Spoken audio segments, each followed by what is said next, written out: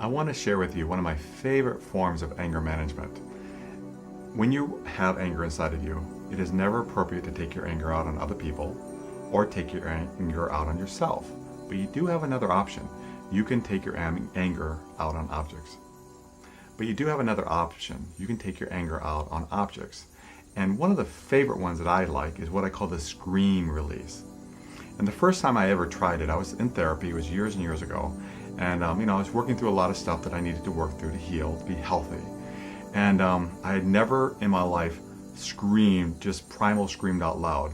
And I remember I was driving in my car. I thought, I'm just going to try this. Because my therapist had kind of encouraged me, and I thought it would be a good way for me to just feel these deep feelings that I had inside. Because I had things to deal with, as I'm sure many of you do. Things that are bothering you. Maybe your affair that your spouse had many years ago, or you grew up in a trauma as a child, or maybe you lost your job. Whatever you're struggling with, this is an awesome way to get that feeling out and to feel better quickly, fast, and it's really healthy. The only caveat is, the only thing I want to warn you about is that you have to watch your voice, because the first time I did this, I was in my car and I just let out a scream. And I remember it felt so great. So I did it several times. And the next day I could not say a word. I had completely lost my voice. So just be aware of that. If you're new to it like I was the first time, like over 20 years ago, when I did it, it was like, okay, remember you may lose your voice, so be aware of that. So what I want you to do is watch this video clip of Elizabeth. And she's gonna first show it with one pillow and watch her screaming into the pillow, because it's an awesome way as you're watching her to do it. You can do it at home, you can do it in an office. And if people are around, you choose more. But first watch her do one, watch her scream.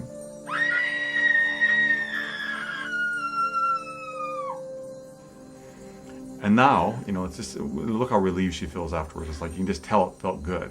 Now watch her, she'll take several pillows, because you don't want people to know what you're doing. Part of healthy expression of anger is not bothering other people, and people don't need to know your business. So then you can take several pillows, cover up your face like she's doing, and just scream into it. It's a really great way, because people, if it's enough pillows, they really won't hear you. But a couple little tricks, even if you're nervous of that one, there's a couple other tricks that I like. You can go out into the wilderness, maybe you can go out in the woods or far away from anybody, and just scream at the top of your lungs. Another one I like for screaming is in your car, like I did the first time. Another one is in a pool. Go into a pool, go underwater, and watch. You scream underwater, nobody's going to hear you. And then a last one I really want to encourage you to try sometime.